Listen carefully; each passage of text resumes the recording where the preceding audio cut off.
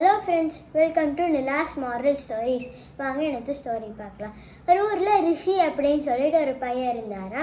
அந்த பையனுக்கு 3வது பர்த்டேக்கு அந்த பையனோட பாட்டி ஒரு உண்டியல் வாங்கி கொடுத்து அந்த உண்டியலுக்குள்ளே ஒரு ரூபா கொடுத்தாங்களா அந்த உண்டியலை போடுறதுக்கு.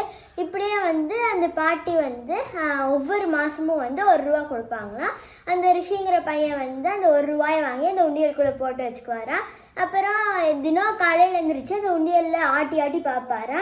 அப்போ அவருக்கு 25 வயசு ஆச்சா. அந்த ரிஷிங்கிற பையனுக்கு 25 வயசு ஆச்சா. அப்போ அவர் 22 வருஷமாக சேவ் பண்ணிகிட்டு இருந்திருக்காரா. அப்போ 22 வருஷம் கழித்து எவ்வளோ சேவ் பண்ணியிருக்காருன்னு கவுண்ட் பண்ணி பார்த்தப்போ அவர் வெறும் 246 ருபீஸ் தான் சேர்த்திருக்காராம் 22 வருஷத்தில். அப்போ தான் அவர் யோசிச்சாரா, என்னென்னா நம்ம இதே இப்படியே வச்சுருக்காம நம்ம ஏதோ ஒரு ஃபிக்ஸட் டெபாசிட்லேயோ அப்படி கிடையாது ஏதாவது இன்வெஸ்ட் பண்ணியிருந்தோம்னாலோ நம்மளுக்கு இந்த பணம் பெருகி இருக்கும். நம்ம இதை விட நிறையா பணம் சேர்த்திருக்கலாம், 1000க்கு மேலே சேர்த்திருக்கலாம் அப்படின்னு ரியலைஸ் பண்ணாராம். So moral of the story என்னென்னா, நம்மளுக்கு எப்போவுமே சேவிங் மட்டும் பத்தாது, சேவிங் கூட இன்வெஸ்ட்மெண்ட்டும் இருக்கணும். தேங்க்யூ.